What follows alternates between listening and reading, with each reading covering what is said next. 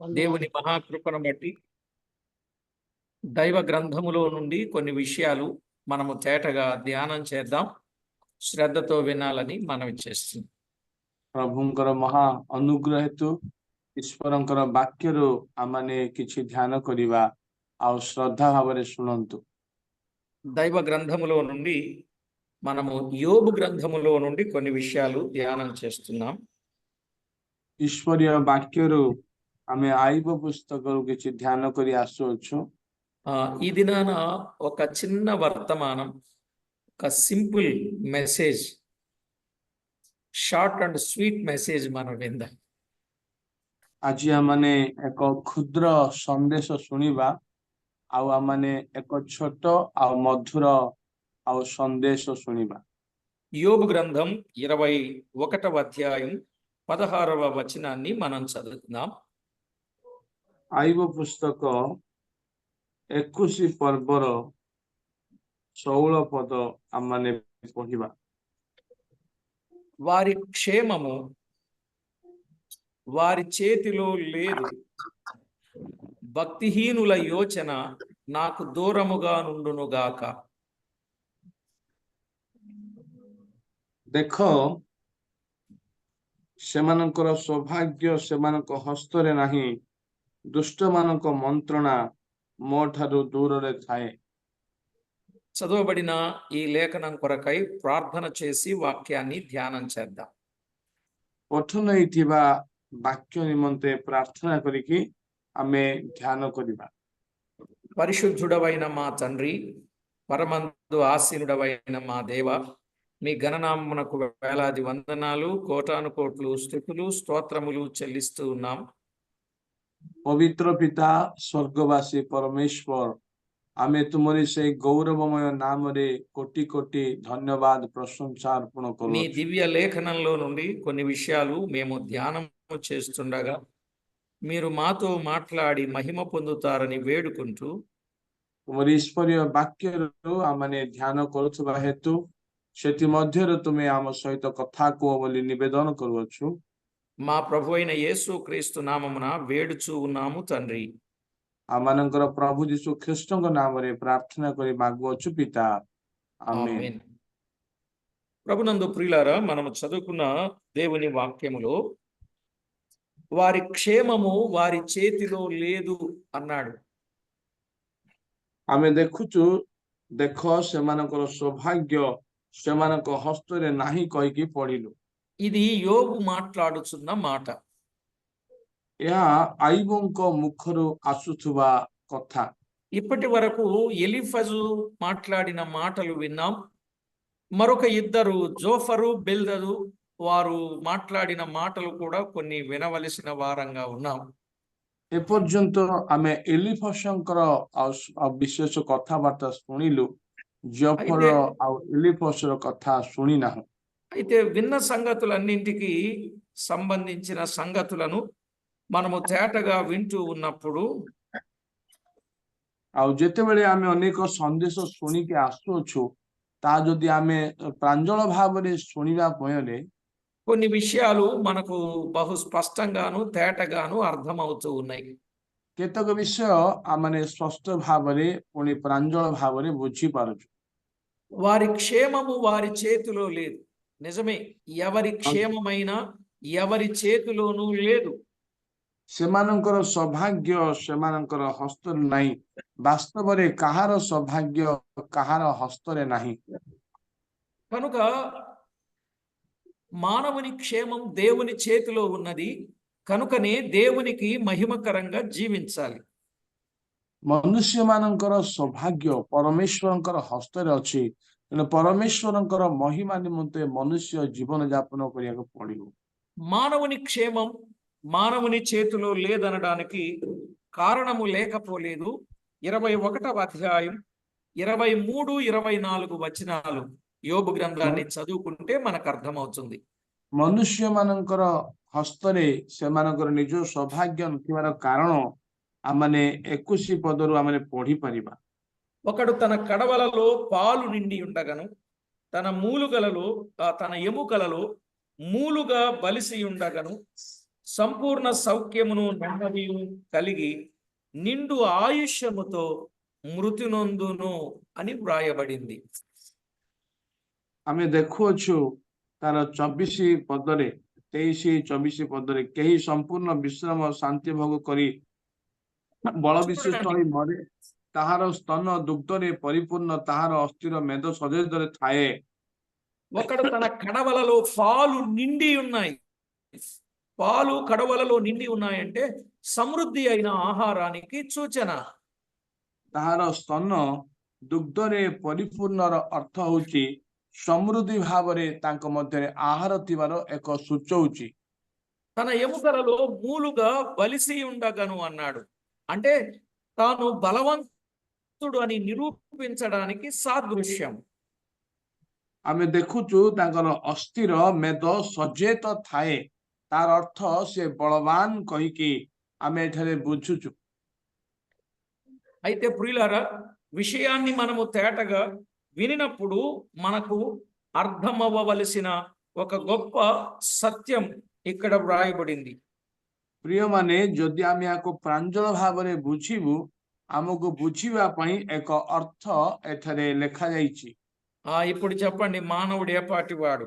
సంపూర్ణ సౌఖ్యం ఉన్నది, నెమ్మది ఉన్నది, అయినా నిండు ఆయుష్తో మృతి నొందును అన్నాడు. ଏଠାରେ ଆମେ ଦେଖୁଛୁ ମନୁଷ୍ୟ ମାନଙ୍କ ହସ୍ତରେ ପରିପୂର୍ଣ୍ଣତା ଅଛି, ପୁଣି ଆଉ ସମସ୍ତ ସମୃଦ୍ଧି ଅଛି, ତଥାପି ସେ ସମ୍ପୂର୍ଣ୍ଣ ବିଶ୍ରାମ ଶାନ୍ତି ଭୋଗ କରିକି ବିଶିଷ୍ଟ ହୋଇ ମରେ। కనుక మనుషుడు ఏపాటి వాడో మనకు బహు స్పష్టంగా తేటగా అర్థమవుతుంది సంగతి. ତେଣୁ ମନୁଷ୍ୟ କି ପ୍ରକାର ବ୍ୟକ୍ତି ଆମେ ସ୍ୱସ୍ଥ ଭାବରେ ପ୍ରାଞ୍ଜଳ ଭାବରେ ସେ ମନୁଷ୍ୟ ବିଷୟରେ ବୁଝିପାରୁଛୁ। నిండు ఆయుష్ అంటే 25 సంవత్సరాల నుండి 50 సంవత్సరాల వయసు అని అనుకుందాం. ଏବେ ଆମମାନେ ପୂର୍ଣ୍ଣତା ବୟସ୍କ ମାନେ ଆଉ 25ରୁ 50 ବର୍ଷ କୁହନ୍ତୁ। ఇలాగున ఎంతో మంది నిండు ఆయుష్తో మృతి నొందిన వారు మన మెరిగిన వారు ఉన్నారు, మనకు తెలిసిన వారు ఉన్నారు, మన కుటుంబాలలో ఉన్నవారు కూడా ఉన్నారు. এই ପ୍ରକାରେ ପୂର୍ଣ୍ଣ ବୟସ୍କ ସମ୍ପୂର୍ଣ୍ଣ ପୂର୍ଣ୍ଣ ବୟସ୍କ ଲୋକମାନେ ଆମ ପରିବାରରେ, ଆମେ ଜାଣିବା ଲୋକମାନେ, ପୁଣି ଆମମାନଙ୍କର ବନ୍ଧୁ ବାନ୍ଧବରେ ଅଛନ୍ତି। ఇక్కడ ఒక సంగతిని సరిగా మనము యోచన చేయాలి. ଆମେ ଏଠାରେ ଗୋଟିଏ ବିଷୟ ଆମେ ଚିନ୍ତା କରିବାକୁ ପଡିବ। మానవ జీవితం వట్టిది, తృణప్రాయమైంది, అంతలో కనబడి అంతలో మాయమయ్యే ఆవిరి వంటిది అనే విషయాన్ని మనము జ్ఞప్తికి పెట్టుకోవాలి. ମନୁଷ୍ୟ ଜୀବନ କିଛି ନୁହେଁ, ଆଉ ସେ କ୍ଷଣରେ ଦେଖାଯାଏ ଆଉ କ୍ଷଣରେ ଉଡିଯାଏ। ଏକ ଘାସ ତୁଲ୍ୟ ମନୁଷ୍ୟର ଜୀବନ। విషయాన్ని మనం అర్థం చేసుకున్నప్పుడు మానవ జీవితం ఇలా మృతి నొందిన వారు ఎక్కడికి వెళతారు? 21వ అధ్యాయములో మనము 13వ వచనాన్ని చదువుకుందాం. এই ମନୁଷ୍ୟ ଜୀବନ ଯେତେବେଳେ ମୃତ୍ୟୁବରଣ କରେ, ସେ କେଉଁଠିକି ଯାଏ? ଏଇ 21 ପର୍ବର ତାର 13 ପଦରେ ଆମେ ଦେଖୁଛୁ। వారు శ్రేయస్సు కలిగి తమ దినములు గడుపుదురు, ఒక్క క్షణములోనే పాతాళమునకు దిగుదురు అన్నాడు. ସେମାନେ ସୌଭାଗ୍ୟରେ ଆପଣା ଆପଣା ଦିନ କ୍ଷେପଣ କରନ୍ତି ଓ ଏକ ନିମିଷରେ ପାତାଳକୁ ଓହ୍ଲେଇ ଯାଆନ୍ତି। అదేంటండి? శ్రేయస్సు కలిగి తమ దినములు గడిపి ఒక్క క్షణములో పాతాళానికి వెళ్ళిపోతారా? ଏହା କଣ ପ୍ରିୟମାନେ? ସୌଭାଗ୍ୟରେ ଆପଣା ଆପଣା ଦିନକୁ ସେମାନେ କ୍ଷେପଣ କରି ଏକ ନିମିଷରେ ପାତାଳକୁ ଓହ୍ଲେଇ ଯାଆନ୍ତି କି? అవును ప్రియులారా, శ్రేయస్సు కలిగి తమ దినములు గడిపిన వారు ఒక్క క్షణములో పాతాళానికి వెళ్ళిపోవడం అనేది ఖాయంగా కనబడుతుంది. ସୌଭାଗ୍ୟରେ ଆପଣା ଆପଣା ଦିନ କ୍ଷେପଣ କରିବା ଲୋକମାନେ ଏକ ନିମିଷରେ ପାତାଳକୁ ଓହ୍ଲେଇ ଯିବା ବିଷୟ ବାସ୍ତବ ଅଟେ। పాతాళములో ఏముంటుంది? ପାତାଳରେ କଣ ଥାଏ? లూకా వ్రాసిన సువార్త 16వ అధ్యాయం ଲୁକ ସୁସମାଚାର ତାର 16 ପର୍ବରେ ଆମେ ଦେଖୁଛୁ। 23వ వచనాన్ని మనము చదువుకుందాం. आमे जेतेबेले 23 पद आमे पढ़िबा आमे जानिबा అప్పుడు అతడు పాతాళములో బాధపడుచు కనులెత్తి దూరము నుండి అబ్రహామును చూచినట్లుగా చూస్తాం. అప్పుడు అతడు పాతాళములో బాధపడుచు అన్నాడు. ଆଉ ସେ ନରକ ଯନ୍ତ୍ରଣାରେ କଲବଲ ହୋଇ ବୋଲି ଲେଖାଯାଇଛି। కనుక పాతాళములో బాధ అనేది ఉన్నది అని మనకు అర్థమవుతుంది. ଆମେ ଦେଖୁଛୁ ଓଡ଼ିଆ ଭାଷାରେ ନରକରେ ଯନ୍ତ୍ରଣା ଅଛି। 25వ వచనం చివరి భాగంలో ఇప్పుడైతే వాడిక్కడ నెమ్మది పొందుచున్నాడు, నీవైతే యాతన పడుచున్నావు అన్నాడు. 25ର ତାର ଶେଷ ଅଂଶରେ କିନ୍ତୁ ଏବେ ସେ ଏହି ସ୍ଥାନରେ ସାନ୍ତ୍ୱନା ପାଉଅଛି, ଆଉ ତୁ କଲବଲ ହେଉଅଛୁ। ఇక్కడ ఇద్దరు వ్యక్తులను గూర్చిన సంగతి మనము చూస్తున్నాం. ଏଠାରେ ଦୁଇ ବ୍ୟକ୍ତିଙ୍କ ବିଷୟରେ ଆମେ ଦେଖୁଅଛୁ। ఒక వ్యక్తి తన జీవిత కాలం అంతా తనకిష్టమైనట్టు సుఖం అనుభవించాడు. ଏମାନଙ୍କ ମଧ୍ୟରେ ଜଣେ ବ୍ୟକ୍ତି ଆଉ ଜଣେ ତାଙ୍କ ଜୀବନ ସାରା ସେ ଯାହା ଚାହିଁଲା ସେ ସେଇ ପ୍ରକାର ସୁଖ ଅନୁଭବ କଲା। అంటే సంపూర్ణ సౌఖ్యము, నెమ్మది, శ్రేయస్సు కలిగిన వాడుగా ఉన్నాడని అర్థం. ସେ ମାନେ ସମ୍ପୂର୍ଣ୍ଣ ବିଶ୍ରାନ୍ତି ସୌଭାଗ୍ୟ ଶ୍ରେଷ୍ଠ ଭାବରେ ସେ ବଞ୍ଚିଲା। ఇలాగున ఉన్న ఆ వ్యక్తి ఏమయ్యాడు? సుఖము జీవిత కాలం అంతా అనుభవించి మరణించాడు. ଏଇ ପ୍ରକାର ସୌଭାଗ୍ୟରେ ରହୁଥିବା ବ୍ୟକ୍ତି ଆଉ ସେ କଣ ହେଲା? ଏକ ନିମିଷରେ ସେ ପାତାଳକୁ ଚାଲିଗଲା। లాజరు కష్టము అనుభవించెనని ఇక్కడ ఈ భాగంలో వ్రాయబడింది. ଆମେ ଦେଖୁଛୁ ଲାଜାର ଏଠାରେ ବହୁତ କଷ୍ଟ ଅନୁଭବ କଲା। కనుక కష్టాన్ని అనుభవించిన వ్యక్తి భూలోకంలో సుఖాన్ని పొందుతున్నాడు.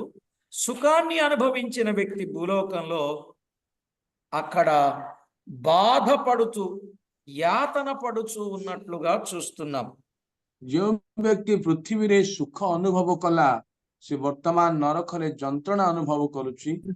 ଯିଏ ଦୁଃଖ ଅନୁଭବ କଲା ପୃଥିବୀରେ ସେ ବର୍ତ୍ତମାନ ସେ ସ୍ୱର୍ଗରେ ସେ ସୁଖ ଅନୁଭବ କରୁଛି। 28వ వచనంలో వారును ఈ వేదనకరమైన స్థలమునకు రాకుండా అన్నాడు. 28వ వచనం. ଆଉ 28 ପଦରେ ସେ କହୁଅଛନ୍ତି ଯେ ଏଇ ଯନ୍ତ୍ରଣାମୟ ସ୍ଥାନକୁ ନ ଆସନ୍ତୁ। ఇప్పుడు చెప్పండి, వేదనకరమైన స్థలం అంటే పాతాళములో ఏమేముంది? ଏଇ ଯନ୍ତ୍ରଣାମୟ ସ୍ଥାନ ବୋଲିକି ଲେଖାଯାଇଛି, ଅର୍ଥାତ୍ ପାତାଳରେ କଣ ଅଛି? ఏముంది అంటే, ఒకటి బాధ ఉన్నది, 2 యాతన ఉన్నది, 3 వేదన ఉన్నది। ଆମେ ଦେଖୁଛୁ ଓଡ଼ିଆରେ ଏଠାରେ କଣ ଅଛି ମାନେ ପ୍ରଥମ ବିଷୟ ହେଲା ଯନ୍ତ୍ରଣା ଅଛି, ଦ୍ୱିତୀୟ ବିଷୟ ହେଲା କଲବଲ ଅଛି, ଆଉ ତୃତୀୟ ବିଷୟ ହେଲା ଯନ୍ତ୍ରଣାମୟ ଅଛି। చెప్పండి, ఈ స్థలానికి ఎంతసేపట్లో వెళ్తారట? ଏଇ ସ୍ଥାନକୁ କେତେ ସମୟ ଲାଗୁଛି ଯିବା ପାଇଁ? ఒక్క క్షణములో ଲେଖା ହେଇଛି 1 ନିମିଷରେ। వెళ్ళి ఏం చేస్తారు అక్కడ? ଯାଇ ସେମାନେ କଣ କରିବେ? యోబు గ్రంథం 21వ అధ్యాయం 19వ వచనం. ଆୟୁବ ପୁସ୍ତକ 21:19 పଦ। వారి పిల్లల మీద మోపుటకై దేవుడు వారి పాపమును దాచిపెట్టునేమో అని మీరు చెప్పుచున్నారు. చేసిన వారు దానిని అనుభవించునట్లు ఆయన వారికే ప్రతిఫలం ఇచ్చునుగాక. ఏదైతే జీవిత కాలములో చేశారో ఆ జీవిత కాలములో చేసిన ప్రతిఫలాన్ని అక్కడ అనుభవిస్తారన్నమాట. ତୁମେମାନେ କହୁଅଛ ପରମେଶ୍ୱର ତାହାର ସନ୍ତାନଙ୍କ ନିମନ୍ତେ ତାହାର ଅଧର୍ମ ସଞ୍ଚୟ କରନ୍ତି, ସେ ତାହାକୁ ପୁଣି ପ୍ରତିଫଳ ଦିଅନ୍ତି, ତହିଁରେ ସେ ତାହା ଜାଣିବେ।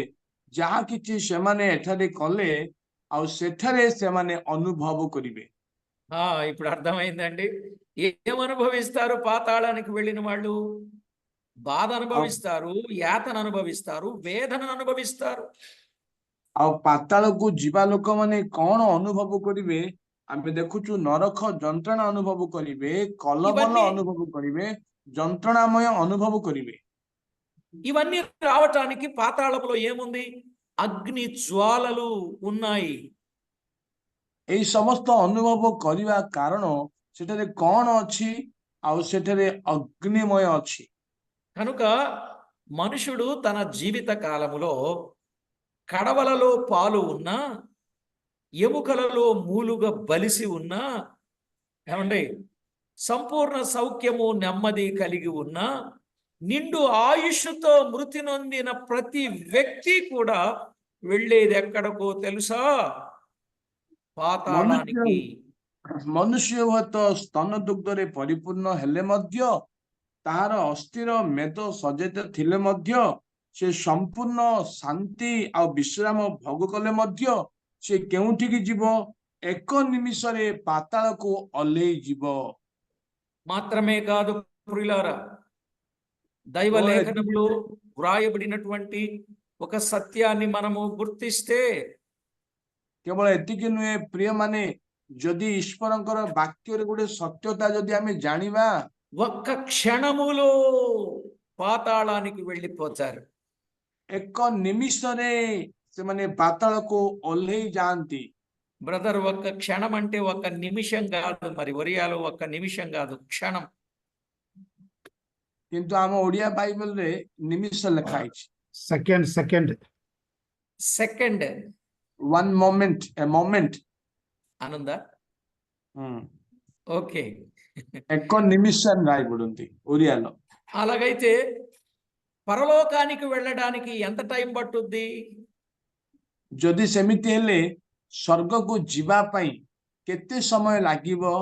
కొరింథీయులకు రాసిన మొదటి పత్రిక 15వ అధ్యాయం 51, 52 వచనాలలో వ్రాయబడింది. ପ୍ରଥମ କରନ୍ତି ତାର 15 ପର୍ବରେ ଆଉ 51 ଆଉ 52ରେ ଆଉ ଲେଖା ଯାଇଛି। అక్కడ ఏమని వ్రాయబడిందంటే, ఒక్క నిమిషములో రెప్పపాటున, ఇదిగో మీకు ఒక మర్మము తెలుపుచున్నాను, మనమందరము నిద్రించము గాని నిమిషములో ఒక రెప్పపాటున కడబూర మ్రోగగానే మనమందరము మార్పు పొందుదము. బూర మ్రోగును, అప్పుడు మృతులు అక్షయులుగా లేపబడుదురు, మనము మార్పు పొందుదము అని వ్రాయబడింది.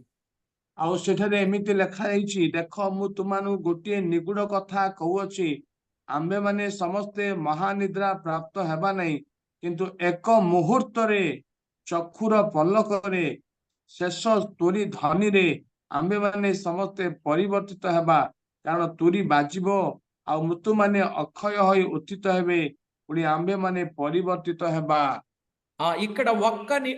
ఇక్కడ నిమిషములో రెప్పపాటున అన్నాడు. అంటే పరలోకానికి వెళ్ళడానికేమో ఒక నిమిషం, పాతాళానికి వెళ్ళడానికేమో ఒక సెకను. ఏది ఫాస్ట్ గా ఉందో చూడండి. ଏଇଠି ଆମେ ଦେଖୁଛୁ ଓଡିଆ ଭାଷାରେ ଆଉ ଏଠାରେ ସ୍ୱର୍ଗକୁ ଯିବା ପାଇଁ ଏକ ମୁହୂର୍ତ୍ତ ବ୍ୟବହାର କରାଯାଇଛି ଶବ୍ଦ, ପୁଣି ନରକକୁ ଯିବା ପାଇଁ ଏକ ନିମିଷ ବୋଲି ଶବ୍ଦ ବ୍ୟବହାର କରାଯାଇଛି। ఇప్పుడు చెప్పండి బ్రదర్, ఒరియాలో ఇక్కడ ఏమనుంది? ఒరియాలో ଏକ ముహూర్ତରେ అంటే ట్వింక్లప్ ఆయి అంటే అది చెప్పలేం, టైం లేదు పరలోక వెళ్ళడానికి। తెలుగు బైబిల్లో నిమిషం అన్నాడు, అంటే అక్కడ చెప్పబడింది ఒక రెప్పపాటులో అని క్లారిటీ ఇచ్చాడు అనమాట ఒరియాలో। ఇక్కడ ଏକ ముహూర్ତରେ అంటే చక్కుర పలకరే అంటే కనురెప్ప పాటున। రైట్. చూసారా, అక్కడ తెలుగు బైబిల్కి ఒరియా బైబిల్కి తేడా కొంచెం కనపడింది మనకి. అక్కడేమో ఒక క్షణములో అనే మాట నిమిషములో అన్నారు, ఇక్కడ నిమిషము రెప్పపాటు రెండు చెప్పారు, అందులో రెండో మాట తీసుకున్నారు అక్కడ। ଆଉ ଏଠାରେ ଆମେ ଦେଖୁଛୁ ଓଡିଆ ଭାଷାରେ ପାତାଳକୁ ଯିବା ପାଇଁ ଏକ ନିମିଷ ବୋଲିକି ଶବ୍ଦ ବ୍ୟବହାର କରାଯାଇଛି, ସ୍ୱର୍ଗକୁ ଯିବା ପାଇଁ ଏକ ମୁହୂର୍ତ୍ତ ଲେଖାଯାଇଛି। ఇప్పుడు మీరు చెప్పండి, పరలోకానికి వెళ్ళడానికే స్లో అండి, పాతాళానికి వెళ్ళడానికి స్పీడ్ అండి। ଏଠି ଦେଖନ୍ତୁ, ସ୍ୱର୍ଗକୁ ଯିବା ପାଇଁ ଅତିକ ଧୀର ଅଛି, କିନ୍ତୁ ପାତାଳକୁ ଯିବା ପାଇଁ ପୁରା ସ୍ପିଡ ଅଛି, ବେଗଗାମୀ ଅଛି। ఒక్క నిమిషములో ఆ వ్యక్తి ఎక్కడికి వెళ్తాడో చాలా తేటగా చెప్పాడు, ఒక్క క్షణములో ఆ వ్యక్తి ఎక్కడికి వెళ్తాడో తేటగా చెప్పాడు। ଆଉ ଗୋଟିଏ ଏକ ନିମିଷରେ କୁଆଡେ ଯିବେ ସେ ବ୍ୟକ୍ତି, ଏକ ମୁହୂର୍ତ୍ତରେ କୁଆଡେ ଯିବେ ସେ ବ୍ୟକ୍ତି ଲେଖା ଯାଇଛି। ఇప్పుడు చెప్పండి, మనం ఎక్కడికి వెళ్ళాలి? ଏବେ କୁହନ୍ତୁ ଆମେ କେଉଁଠିକି ଯିବା? ఆ? ఒక క్షణమా, ఒక నిమిషమా? ଆଉ ଏକ ମୁହୂର୍ତ୍ତ ନା ଏକ ନିମିଷ? ఒక్క క్షణము అంటే పాతాళం, ఒక్క నిమిషం అంటే పరలోకం. ଆଉ ଏକ ମୁହୂର୍ତ୍ତ ମାନେ ପାତାଳ, ଏକ ନିମିଷ ମାନେ ସ୍ୱର୍ଗ। 60 సెకండ్లు వచ్చి ఒక నిమిషం అండి. ଆଉ 60 ସେକେଣ୍ଡ ହେଲା ଗୋଟେ నిమిଷ। 60 సెకండ్లు అంటే 60 సార్లు పాతాళానికి వెళితే ఒక్కసారి మాత్రమే పరలోకానికి వెళ్ళగలరు. ఆ టైం కంపారిజన్ 60 ଥର ଯଦି ପାତାଳକୁ ଯାଉଛୁ, ଗୋଟିଏ ଥରେ ସ୍ୱର୍ଗକୁ ଯାଉଛୁ, ସେ ସମୟକୁ ସମାନ୍ତର।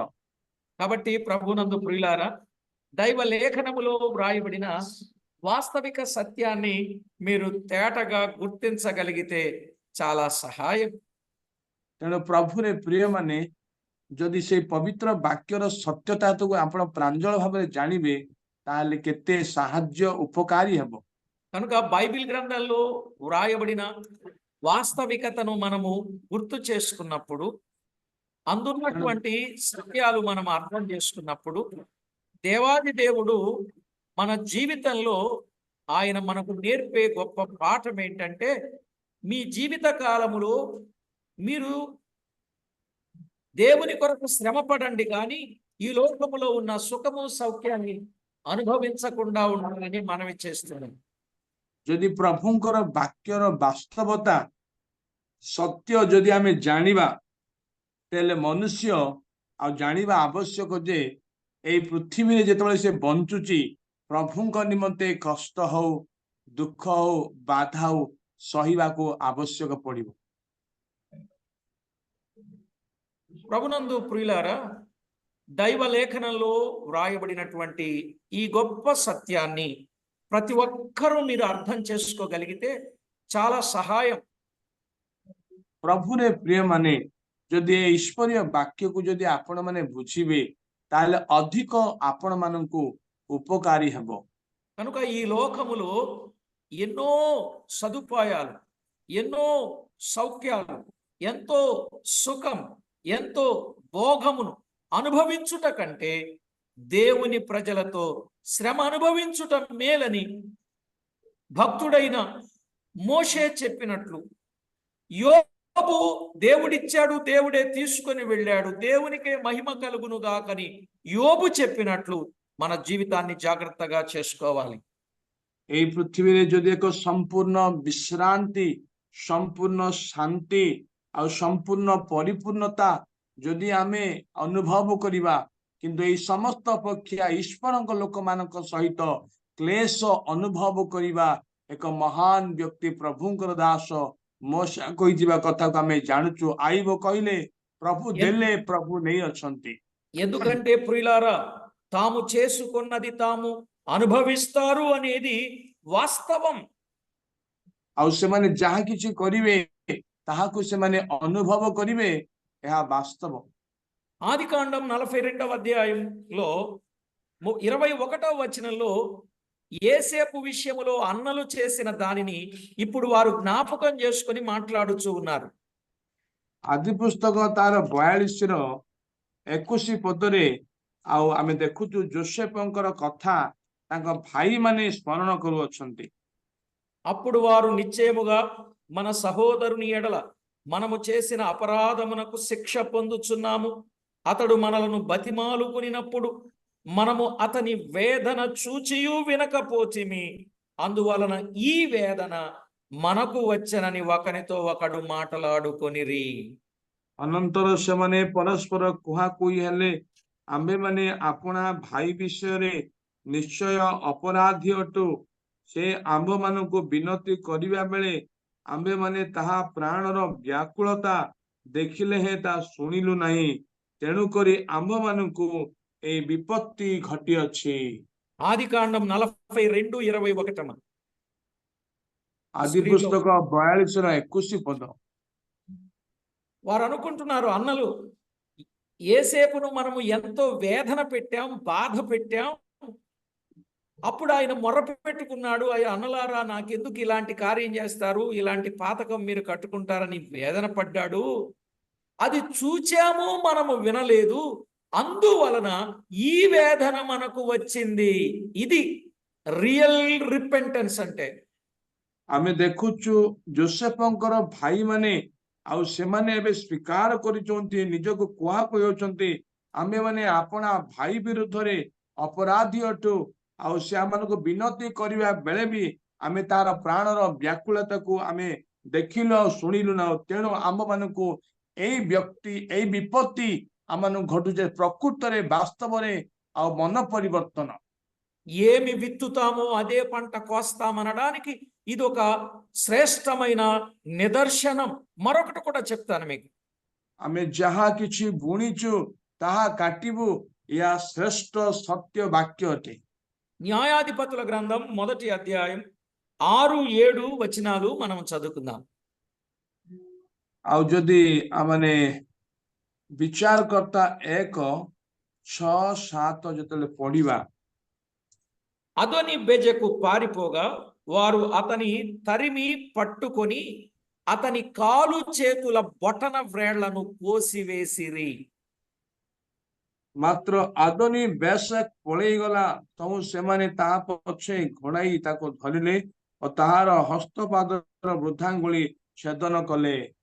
అప్పుడు అదోని బెజకు తమ కాళ్ళు చేతుల బొటన వ్రేళ్లు కోయబడిన 70 మంది రాజులు నా భోజనపు బల్ల క్రింద ముక్కలు ఏరుకొనుచుండిరి.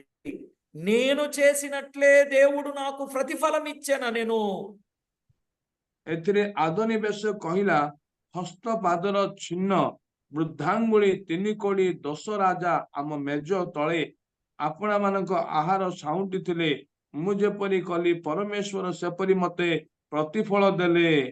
చూడండి, అదోని బెజకు అనే ఒక రాజు 70 మంది రాజులను తమ కాళ్ళు చేతుల బొటన వేళ్లను కోసి తన బల్ల కింద ముక్కలు ఏరుకునేటట్టుగా చేశాడు. आ अदोनी बेशक राजा प्राय 70-10 जन राजा को सी कौन कले माने तांकर वृद्धांगुली गुडा को छिन्न भिन्न कले आउ से माने आपणा मानक आहार साउंटी थिले. కనుక ఒకానొక దినాన ఆయన కూడా పట్టబడినప్పుడు ఆయన ఏ కొలత కొలిశాడో అదే కొలత కొలవబడింది. ఆయన యొక్క చేతులు కాళ్ళు బటన వ్రేళ్లను వారు తెగ కోసి బల్ల కింద రొట్టె ముక్కలు ఏరుకునేటట్లుగా చేశారని ఆయన మాట. నేనేం చేశానో దేవుడు నాకు అదే చేశాడని చెప్పాడు. మనం ఏం చేస్తామో అదే దేవుడు మనకు చేస్తాడు.